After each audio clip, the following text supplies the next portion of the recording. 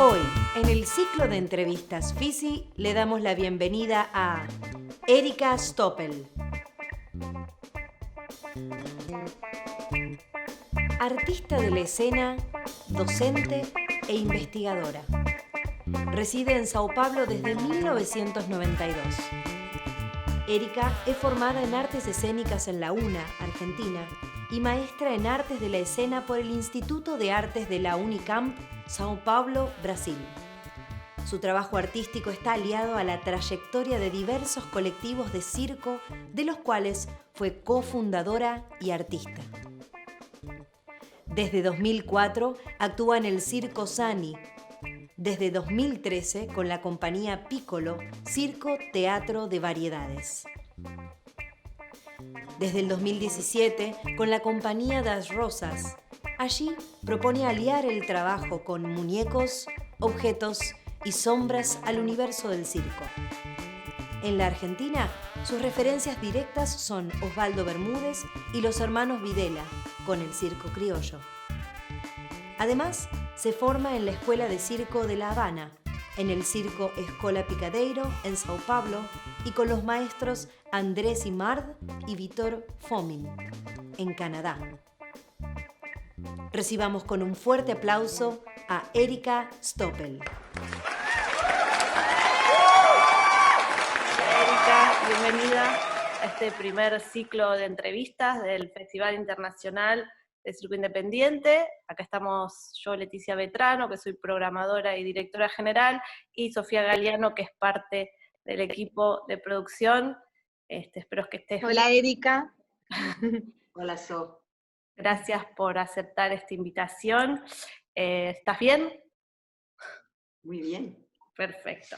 Bueno, para arrancar entonces, vamos a arrancar un poco con la primera pregunta. La idea es un poco conocer artistas argentinas, argentinos que estén viviendo en el exterior, y empezamos por Erika, que como ya vieron tiene como un gran recorrido, y queríamos un poco que nos cuentes un poco de tus comienzos en el circo o en las artes escénicas, y cuál fue tu primer encuentro, cuál fue ese flechazo con el circo.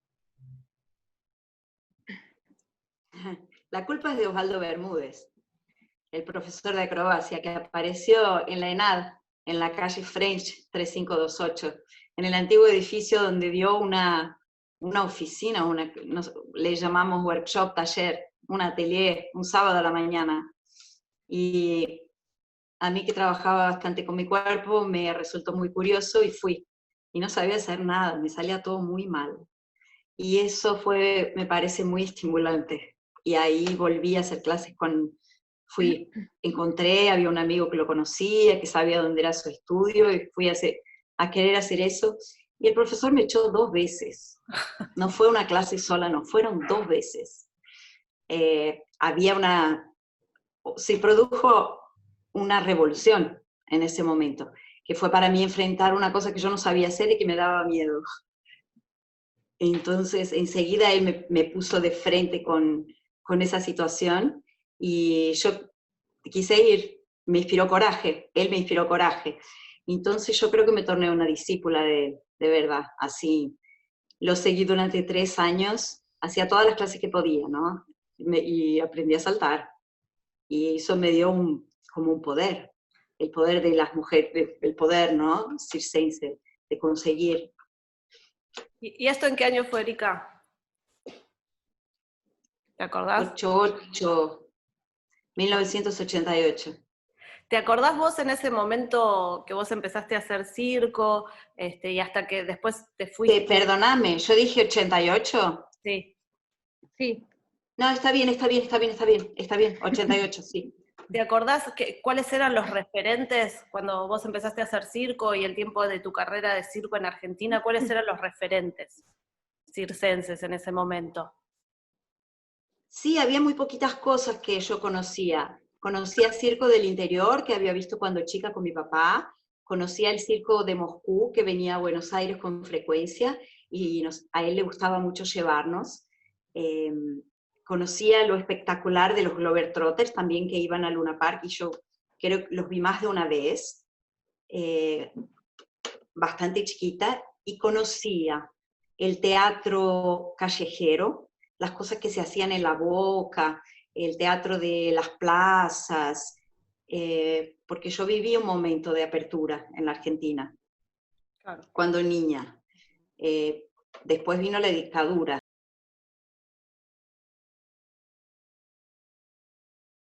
Entonces, lo que surgió después de la dictadura, que es un poco esta época en la que yo te estoy diciendo, es una retomada tímida del teatro popular que después ganó fuerza, ¿no? De fuerzas populares, me parece, del arte y de la calle. Pero que también, en fin, también fue un momento en el que surgió la organización negra. Claro. Pero yo tuve como referentes así, bien presentes, a Julian Howard, que era del Teatro de los Volatineros, fue mi profesor de cuarto año de entonces el espectáculo de formatura, un formador de grupos, a mi entender, y un personaje, alguien que creó con su historia muchos estímulos de trabajos creativos, desde lo que esos grupos generan, muy verdaderos, ¿sí? Y ancorados en un estilo de vida, en una manera de ser un hombre de teatro. Entonces eso me vino con él, del teatro, con el Oswald, no sé, como esta inspiración, ¿no? Circense. Esta inspiración acrobática. Y eso fue un poco tus Y, comienzos como acróbata, ¿no? Después como trapecista, ¿en qué momento? no, y falta más. Melina Macaggi, mi amigota, ella aprendió con un grupo que vino de afuera, que vino de Francia, a andar en zancos y a hacer sus propios zancos, porque su papá era carpintero. Y nos enseñó a mí y a una gran generación, que fuimos los zanquistas de Buenos Aires de aquel momento, en unos workshops que daban, unos cursos que duraban como 4 semanas, que aprendíamos a hacernos los zancos y aprendíamos a andar. Y de repente ella le dio clase como a 200 personas que aprendieron a andar en zancos. Entonces fue una generación de gente que aprendió. Fue muy curioso lo que sucedió. Y con eso yo gané la calle y hacía bicos en la calle. Y le empecé a poner un personaje, empecé a jugar con esa posibilidad, que también era un rasgo un poco circense. Mi primer número cuando llegué a Brasil fue un tango en los zancos, con otro zanquista. Entonces sí que fue una herencia y una referencia también. Entonces los zancos, los malabares, las cosas de calle, sí, lo que veía, el payaso Chacobachi, a quien yo veía cuando era adolescente, que lo veía actuar, y mis colegas el Mono Silva, que colgaba el trapecio en el árbol. Yo también empecé colgando el primer aro que tuve en el árbol. Me equivoqué, lo hice todo mal, como siempre. Primero unas cuantas veces mal, después más o menos. ¿Qué épocas? Me imagino cómo para ustedes esta primera generación que empezó con toda una movida, ver ahora son un poco el antecedente de toda la movida cultural y todo ese bagaje cultural circense que hay ahora en Buenos Aires. A mí realmente me emociona escuchar a cómo se empezó a gestar todo y cómo estos primeros artistas empezaron. Vos después, en relación a tu viaje al exterior o tu primer viaje, ¿cómo fue eso de en qué momento te fuiste, en qué momento de tu carrera te fuiste, por qué te fuiste? Y en ese momento que vos te fuiste también, ¿qué estaba pasando acá con el circo en Argentina? Eso. Pasáronse unos años entre esta historia que yo te cuento, ¿no? De mi comienzo, en la cual, Rubén Schumacher, que llevaba el circo para el teatro, que me llamó para ser acróbata, ¿no? En su espectáculo Sueños de una noche de verano. Entonces claro, él estaba trayendo el circo para dentro del teatro, era una referencia también anterior. Y me preguntás cuándo empiezo a viajar. Entonces, cuando yo terminé la Escuela Nacional de Arte Dramático y quería seguir aprendiendo esas cosas, de dar cabriolas, cambaliotas, rolamientos, flick-flacks y saltos mortales, pedí una beca para estudiar en Cuba. Y estuve 9 meses cursando materias de circo en la Escuela Nacional de Cuba en Habana, cuando todavía era época de la Revolución, porque esto fue en 89-90. No había caído el muro de Berlín todavía. Wow. Entonces teníamos profesores rusos, fui compañera de Gerardo Ochman, estuvimos en el mismo año juntos, entrenábamos juntos acrobacia de dúos, en fin, malabares, zancos, otras cosas, pero pasamos 9 meses en La Habana. Y después de eso, mi salida de Buenos Aires fue porque yo estaba enojada políticamente con la Argentina. Había realizado un espectáculo para la municipalidad, gobierno de Menem, la Secretaría de Cultura de Buenos Aires nos había contratado, y éramos próximos, ¿no? Medio por amigos, familia, conocidos, con los contratantes, y necesitábamos cobrar el caché, el valor del espectáculo para repartir el dinero entre el grupo. Todavía yo era muy joven en términos de producción, no estaba juntando gente, y haciéndolo lo dirigí con Chris Nicholson. Hicimos algunas presentaciones súper locas, podemos hablar de eso, se llamaba Rock y Circo. Wow. Una experiencia interactiva con una banda de rock en el lago de Palermo, y en fin, un escenario de fondo, unas cosas performáticas, ¿no? Investigativas. Y la municipalidad no nos pagaba.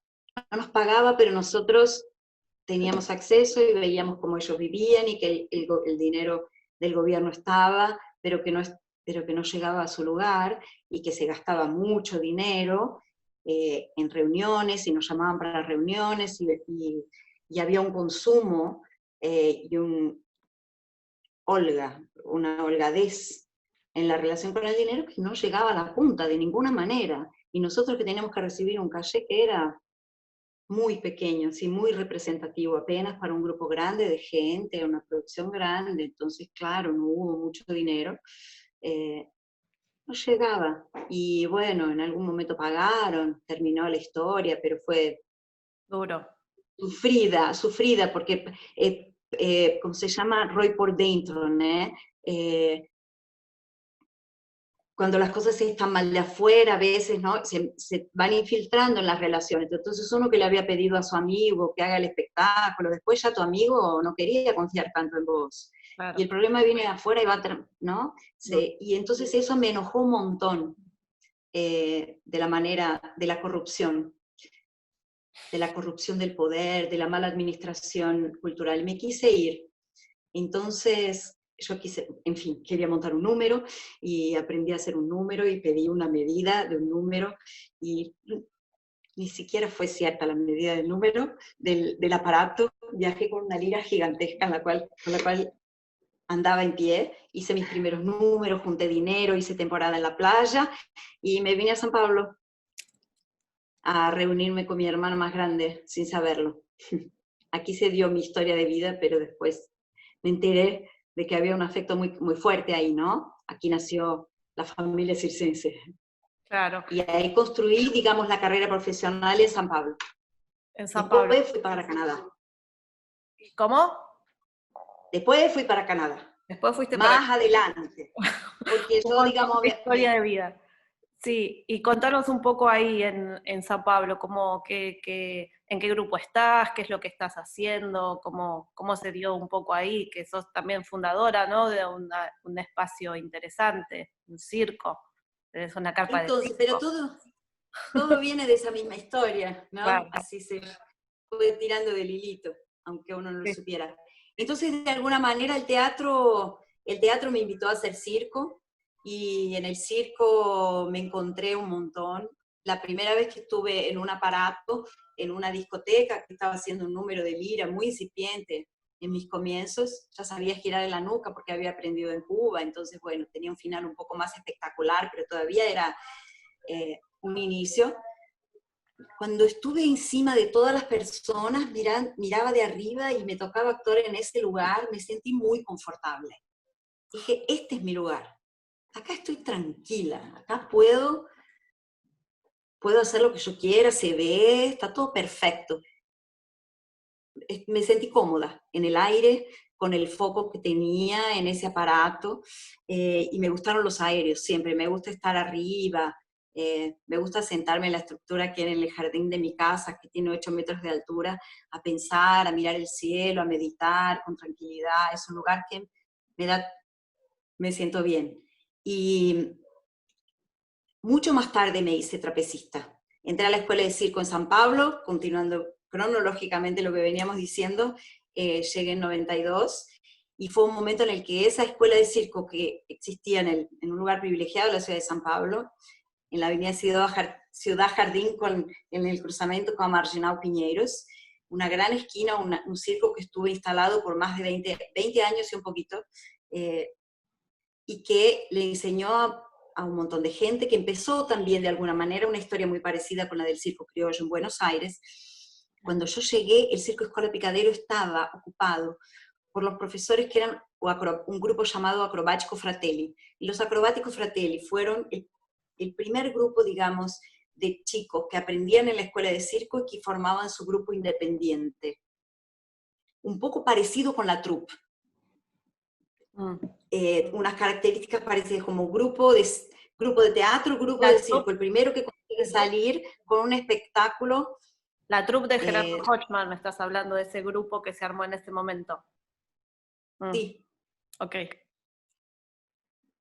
Para mí tiene una analogía el nacimiento de los Acrobáticos Fratelli con la troupe, como de las condiciones que se dieron, ¿no? Y entonces yo en esa escuela llegué, fui recibida súper bien por los muchachos, los profesores, porque yo ya venía con una cierta base. Era raro encontrar una mujer que ya fuera acróbata y había estado en una escuela de circo y tenía trucos, ya tenía trucos, ¿no? Y entonces me pusieron enseguida a trabajar con ellos, y en un mes monté 2 números. Andresillo me enseñó la cuerda indiana, que te la hago igual a él hasta hoy. Me la enseñó en una clase así hermosa, porque yo ya venía con la preparación, ¿no? Sabía subir en la cuerda, de brazos, hasta arriba en el circo, y todo eso, esa base la tenía. Y ahí empecé con la construcción de colectivos, digamos. Primero trabajé con los Fratelli, en un año creamos un grupo que éramos los alumnos del momento, que se llamó Nau de Ícaros, que era de circo-teatro, bien de novo circo, cuando la historia es atrapalhada pelo circo, assim, no meio, assim, mal feito. Bien de ese lenguaje del novo circo. Todavía nos pintábamos la cara de blanco y hacíamos personajes como más caricaturescos. Después me junté con Rodrigo Mateus como invitada y hice un primer espectáculo de teatro físico. Y en esa época salí de la Nau de Ícaros y decidí irme a Canadá a aprender trapecio. Porque fue en un momento en el que vino una cosa que tiene que ver con el oficio. Yo aprendí a hacer trapecio de vuelos, sobre todo en el Circo Escola Picadero, y un poco de balanzo. Pero la técnica de trapecio en balanzo no era una técnica muy afinada todavía, en la que yo había tenido una formación muy sistemática como para incorporar una técnica. Sabía hacer algunas cosas. Yo me tiraba ahí así, más o menos, sabía, tenía fuerza, me agarraba, volvía. Claro. Sobrevivía, digamos. Pero no tenía sistematización de una técnica, no sabía lo que estaba haciendo todavía. Entonces, me formé como trapecista de vuelos, pero hubo un momento en el que la falta de regularidad de trabajo con una misma troupe y en un mismo aparato me generaron desconfianza para trabajar. Le tenía miedo a los aparatos que yo llegaba y no conocía. Cuando yo trabajé en el circo y sabía cómo se montaba y el aparato estaba fijo y esta era la red y la misma troupe, el mismo portó, los mismos trucos, me sentía bien. Ensayando en la escuela, cuando estaba el mismo portó, yo pasaba para 2 portós, para domingos y para kick count. Era un poco fresca. Pero me sentía cómoda con el aparato, me sentía segura, todo bien. Pero después cuando empezó a no existir esa regularidad, porque, en fin, no se formaban troupe de trapecistas, yo salí del Circo Vostok y no tenía regularidad, con una troupe de trapecistas, ensayaba de vez en cuando en la escuela, decidí cambiar de modalidad y quise hacer trapecio solo para poder cuidar de mi loncha. Entonces me fui a aprender trapecio a Montreal y me lastimé con la loncha, me rompí una costilla. Tengo una... Da para ver un montón de fotos. Es que es duro. Mándanos fotos que después las subimos. Mándanos fotos de tu costilla. Pero es... En varias fotos da para ver la puntita izquierda. Pero yo creo que es medio inevitable, ¿no? Es medio inevitable tomar algunos tropezones. Bueno, claro que tomamos muchos cuidados. Claro. Pero bueno, algunas te cuento. ¿Y cuánto tiempo estuviste en Montreal?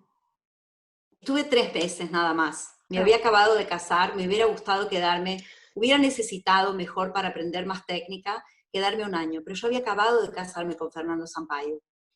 Entonces compramos una casa y nos mudamos y yo me fui a Canadá a aprender trapecio y en ese momento hice una elección.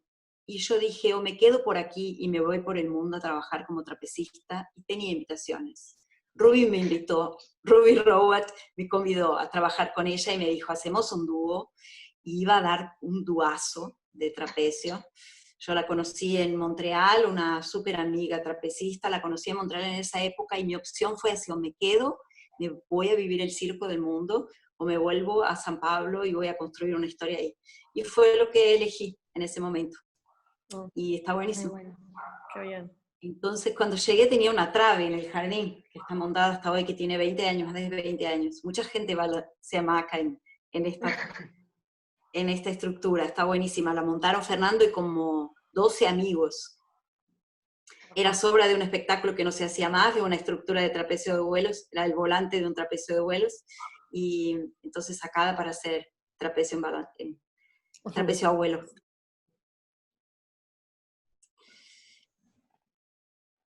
Algo fue así. de la carta. Seguimos con lo... bueno, voy yo entonces.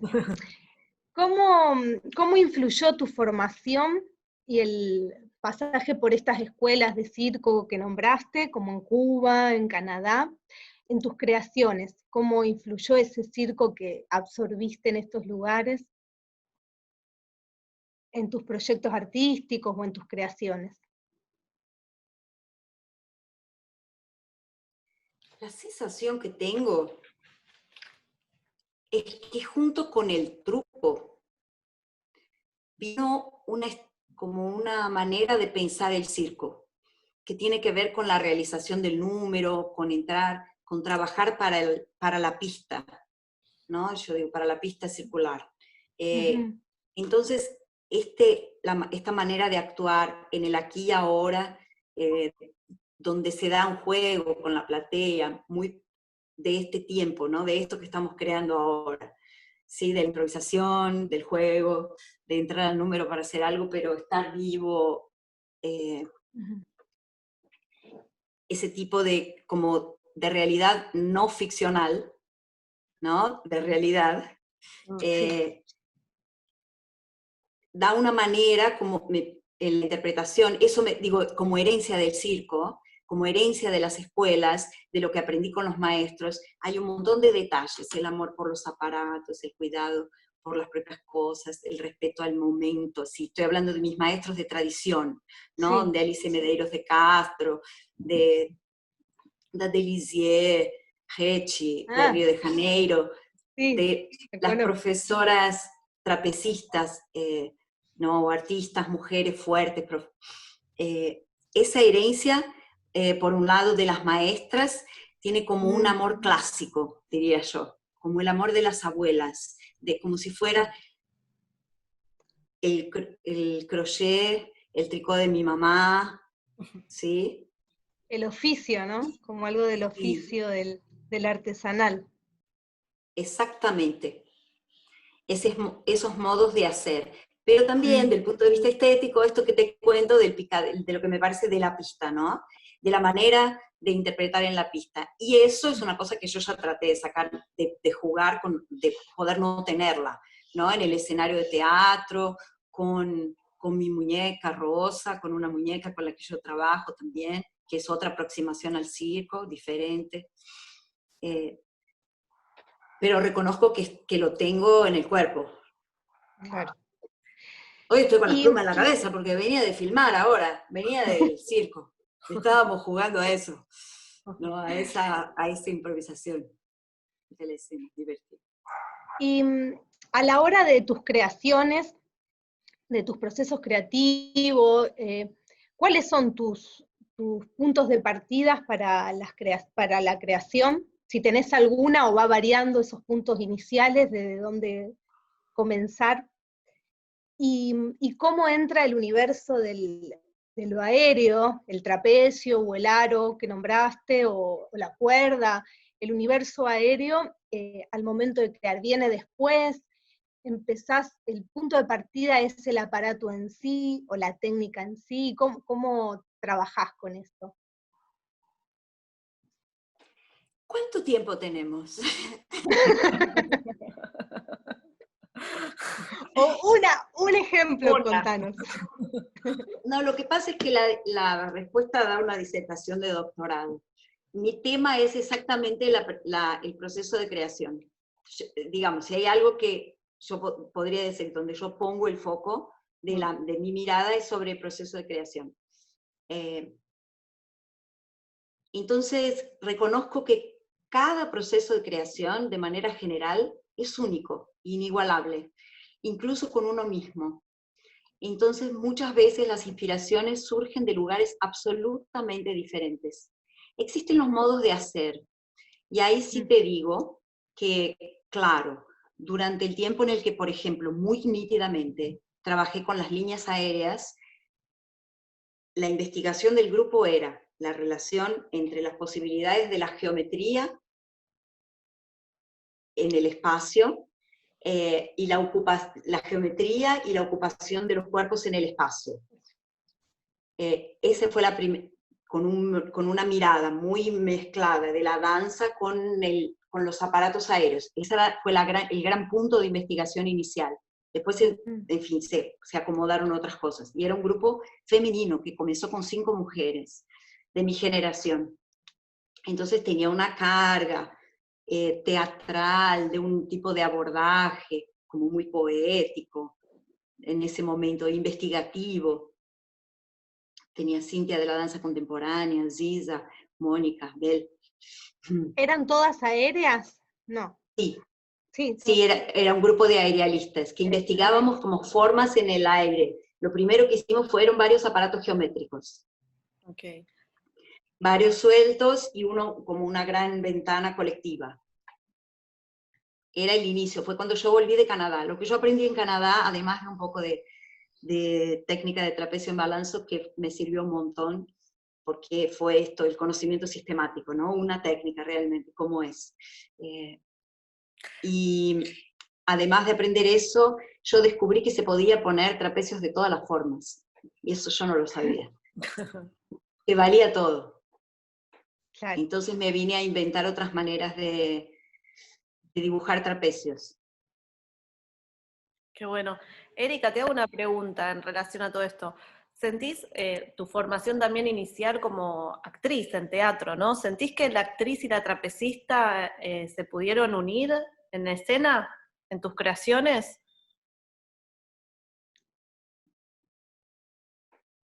Sí y nunca.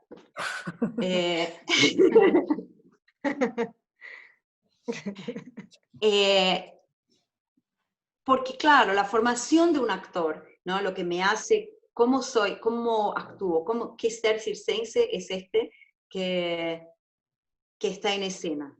Es un ser que tiene unas maneras de hacer una sensibilidad desarrollada, un estado de presencia, un tonus, un dominio de la escena, todas esas cosas que son todas las técnicas que vamos incorporando de alguna manera, aparecen, se revelan. Entonces, en ese sentido, sí, creo que siempre mi trapecista trajo, esta que entra cantando, la loca que entra con el acordeón y va con el trapecio, la otra que está jugando, el vuelo como la referencia de un poema, sí, en este sentido.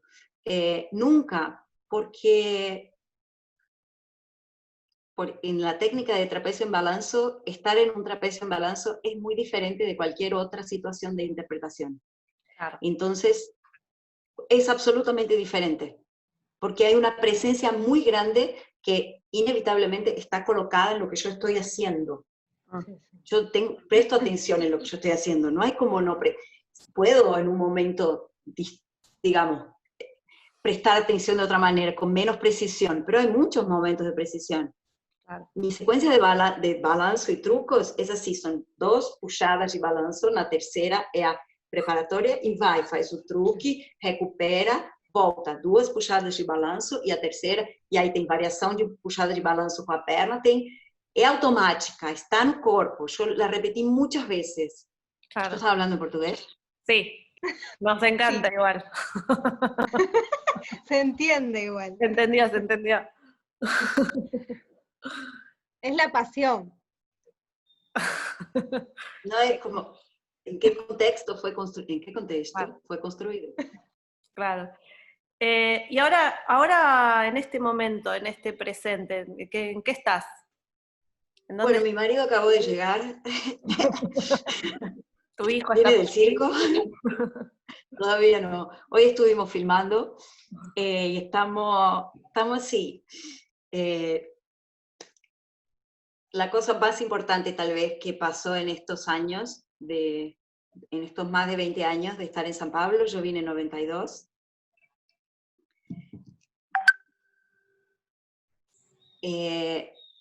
La cosa más importante fue haber construido este circo, esta familia de circo. Realmente creo que es predominante, ¿no? En nuestras vidas. El Circo Sani. Sí, porque como es la construcción de una segunda familia, entonces se torna muy presente en la vida también, ¿no? Entonces es el trabajo, pero también es la familia, lo que sucede, el momento que vivimos, cómo lo compartimos, muchos somos vecinos, nos acompañamos. Esto es el grupo de relaciones, las maneras de organizarnos y cómo hacemos. En fin, decidimos tener una sede fija. Y era un sueño. Yo luché 2 años con el poder público en San Pablo tratando de conseguir un espacio público que fuera posible para nosotros, cerca de donde nosotros estamos, y no lo conseguimos. Y decidimos alquilar un terreno, y lo alquilamos, estrenamos, y ahí empezábamos el año con todo en marzo, y comenzó la cuarentena. Paró todo. Teníamos 2 proyectos para realizar, y paró todo. Entonces, bueno, sí. Estamos readecuando los proyectos para las maneras en las que se realiza ahora, por Zoom. Acabamos de hacer un proceso formativo, estuvo bueno. Vale la pena aprovechar que es posible y trabajar juntos, crear juntos. Funciona, somos muy capaces de adaptarnos y de ser creativos en muchos modos. A mí me funcionó haber dado un workshop de creación con un grupo por el Tendal de la APA y después los núcleos formativos de aéreos del Circo Sani. Y estamos inventando ahora un número musical colectivo, pero lo estamos captando de a poco. Entonces acabo de llegar del circo de filmar. Ok, qué bueno, qué bueno. Nada, hay un par de preguntitas para ir cerrando. En relación al circo en Argentina, ¿qué repercusiones, cuál es la información que a vos te llega de cómo es la realidad del circo hoy, más allá de la pandemia, no estoy hablando del circo hoy en Argentina? ¿Qué te llega información, escuchás, sabés algo, te informás? Leti, Buenos Aires parece Berlín. Las cosas pasan adentro de los departamentos, en el fondo, en el planta baja C. Es una locura. Por eso a los extranjeros les gusta tanto ir a Buenos Aires, ponele a andar por las calles y a conocer y se quieren quedar a vivir para conocer la cultura y para ver todo lo que sucede. Porque para mí la Argentina es repotente, ¿no? Pero no se ve. Yo no los veo. Los veo a través de una pareja de amigos que son de acá del interior, que viajaban mucho a festivales uno en Rosario, uno en el sur, fueron a La Pampa, fueron al Bolsón. Yo no sabía de nada. Okay. Ahora que estoy mucho más ligada en la internet, que nunca me gustó mucho, ¿no? Y a mí me encanta estar en el circo, entonces, bueno, conozco menos a través de la web, más de relaciones con personas. Ahora que estoy mirando más y tal, tengo más como plataforma de referencia, estoy viendo entrevistas a Martín Elcaro, veo gente articulándose, tenía relación por Julieta Infantino, entonces con algunos grupos de comunicaciones por ahí más de organización, ¿sabes? Sí, sí, De sí. la clase circense y tal, pero no del movimiento cultural, no me llegan muchas informaciones de espectáculos, los veo a ustedes, los argentinos cuando llegan, y los voy a buscar cuando voy a Buenos Aires. Ok, ok. Pero bueno, ahí por las redes y por algún contacto te vas enterando un poquito de lo que va pasando. Entonces, una anécdota así que nos quieras contar, algo disparatado que te haya pasado en el exterior o viviendo en el exterior, en todos estos viajes que hiciste, alguna experiencia que tengas para contarnos. Bueno, yo acostumbro viajar con bastantes valijas, no lo puedo soportar, pero es así. Entonces llegaba a París para ir a visitar, iba a hacer ese viaje importante, ¿no? Que vos me dijiste, a Europa. Que fui a ver espectáculos, fui a ver a Yara. Llego a París con una valija de 20 kilos y en el trayecto en el cual yo iba para el destino del departamento donde iba a estar por Airbnb 4 días, me abordaron 4 personas pidiéndome limosna, porque yo era una turista llegando. Y ya me pareció abrumador. 4 personas diferentes. Vi mucha gente viviendo en la calle. Sí, obvio. Sí, y yo tenía el bolso de mano, los abrigos que ya me iba sacando, la valija grande, y ahí estaba saliendo, creo, de la última estación del metro, con el celular en la mano mirando, y en ese momento me tropecé con la el molinete del subte, que no era un molinete, era algo así, y se me cayó el teléfono y se rompió el display del teléfono. Y no tenía más dirección. No. ¿Cómo hiciste? Estaba en París. Y no sabías dónde ir. Me senté en la plaza a tomar sol con las valijas. Sí. Ok, buenísimo. No me acuerdo, lo resolví así, creo que di un telefonema, creo que llamé sin ver o algo así, hice algo así para recuperar alguna información, y a la tarde gasté 70 euros pagando el display. Claro. Okay. En un negocio en la esquina, y cambié el vidrio de adelante del teléfono. Y el viaje siguió adelante, ¿no? Pero fue como vos me decís, no sé, un parar, ¿sabes? Bueno, ¿y si no está? Entonces paré en la ciudad de París. Y escúchame, para cerrar ahora, ¿hay algo que extrañás de la Argentina?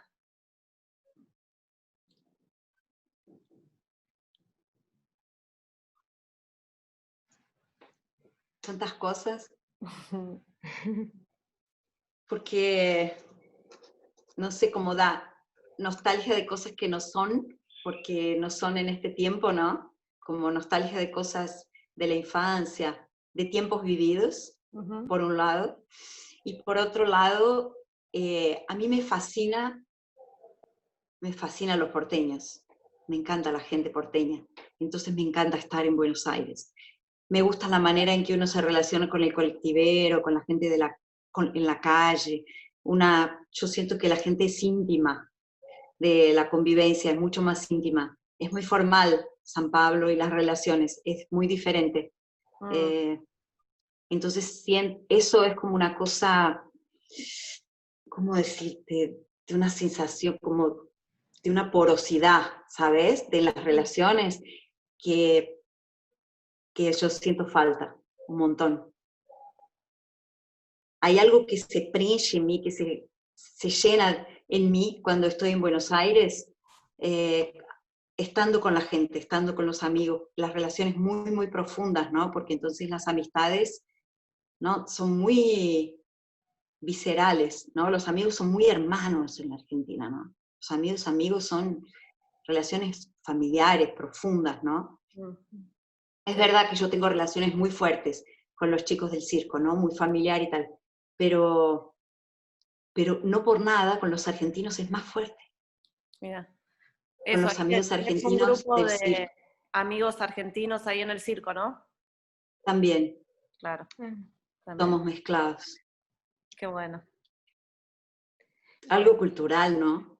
Mm, qué bien. ¿Volverías?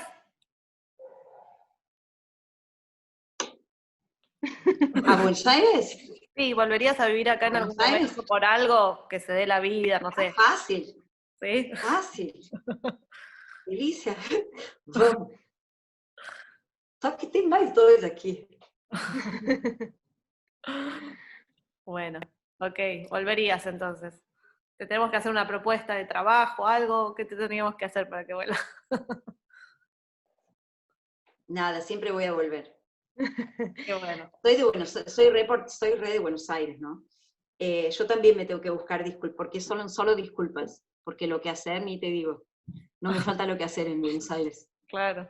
¿En qué barrio? ¿En qué barrio naciste? ¿O te Yo criaste? nací en Villa Crespo toda mi infancia y de adolescente joven me fui a vivir a Almagro. Ok. Y después Palermo Viejo era el estudio de mi mamá, que era donde también la primera fábrica, mi papá, por ahí.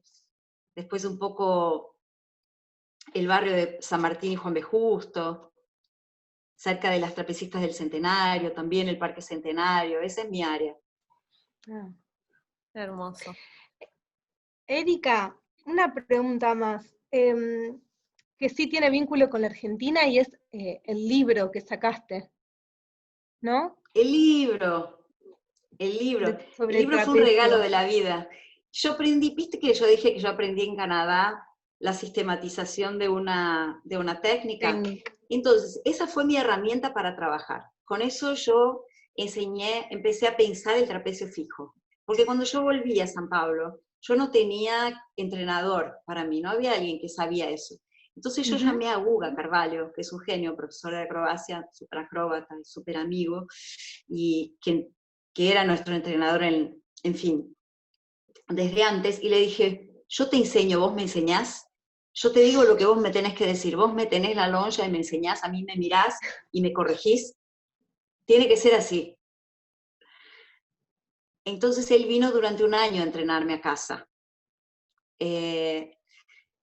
Y ahí yo tuve que pensar sobre lo que yo hacía. Que Claro. fue una cosa diferente, claro, diferente a lo que me sucedió cuando el último día de mis clases en Canadá, o uno de los últimos días, mi profesor me dijo, amacate como te amacabas cuando llegaste. Y yo no sabía cómo era, porque lo hacía de manera intuitiva, ¿no? No tenía una conciencia de lo que hacía. Entonces esta técnica que yo aprendí del balanzo me llevó a pensar las clases de trapecio fijo, cómo sería prepararse en el trapecio fijo para hacer eso. Entonces todas mis clases en el CEFAC, que fue una escuela que tuvimos como por 5 o 6 años profesionalizante, que estuvo buenísima, pero que después no la pudimos mantener, yo creé una manera de enseñar trapecio fijo, porque era profesora de aéreos y cuerda lisa, pero especialmente el trapecio, tal vez por el amor, porque era mi aparato, ¿no? Entonces pedí una beca, era como una beca, un premio del gobierno federal para escribir un material didáctico, que le llamé. Y lo hice conjunto con unas alumnas, tal, hice un primer material. Con ese primer material yo defendí mi equivalencia universitaria, con eso y una parte escrita, en el UNA, que se había transformado, porque yo cursé el conservatorio y después hice la equivalencia universitaria más tarde, medio a distancia. Y presenté este material. Y ahí tuve mucha suerte en la vida, porque mi orientadora de tesina fue Sandra Torlucci. Sandra Torlucci le gustó mucho el trabajo. Está bien, tenía una cosa de mucha consistencia tal vez, o se le veía que tenía fondo al trabajo, porque yo hacía mucho tiempo ya que venía pensando en esto, estudiando, qué sé yo, haciendo trapecio, lo mismo, ¿no? Tal vez que a diferencia de licenciaturas más jóvenes, ¿no? Claro. Tenía una solidez ya en la carrera. Y entonces, después Sandra pasó a ser decana de la facultad, inauguró una colección editorial, y en ese momento pensó en ese trabajo que ella ya conocía, porque era una línea de manuales, y el mío era un manual. Entonces roló toda una corrección, un trabajo con Marina Malfé, editora, que estuvo buenísimo, en fin, fueron rehechos todos los dibujos, yo revisé todos los textos, entonces fue una experiencia genial.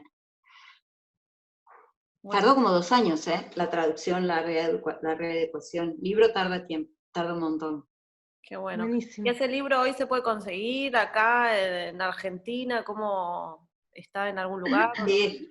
¿Sí? ¿En dónde? Sí. Así de paso, si a la gente le interesa. Está en librerías, pero se puede pedir directo a Luna directamente, pero es algo así como una.libros.com.ar. Perfecto. Ok. Una Libros. Sí, el site es Una Libros. Bueno, genial. ¿Vale? Bueno, yo creo que con esto ya vamos a dar por terminado. Gracias. Sos nuestra primera entrevista. Estamos debutando acá como entrevistadoras. Muchas gracias por esto. Muchas gracias, Erika. Y esperemos que Gracias. sí, todo el Circo Sani, y que todo continúe para mejor, que salgamos de esto, que nos veamos pronto, que nos abracemos y todas esas cosas. Sí, les agradezco un montón, me parece que está bueno que si lo que tenemos como posible es esta comunicación, ¿no? En este momento, que la aprovechemos al máximo, y me siento más cerca de ustedes, habiendo, qué sé yo, contado un poco de mi historia. Sí. Me siento en Buenos Aires con ustedes. Está bueno eso. Y ojalá que algún día te encontremos también en el festival, que puedan venir a hacer un Circo Sani en Argentina, algo tenemos que inventar. Sería hermoso. Algo, Bueno. algún proyecto de cooperación internacional, algo nos vamos a inventar cuando se abran las fronteras. Eso mismo. Sí. Un cruza con migra. Hermoso. Muy bien.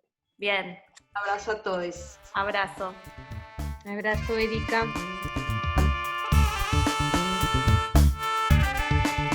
¿Ya sabías que este año el FISI lo hacemos entre todes? Acá te dejamos distintas formas con las que podés colaborar. Vos podés ser parte de esta 6ª edición.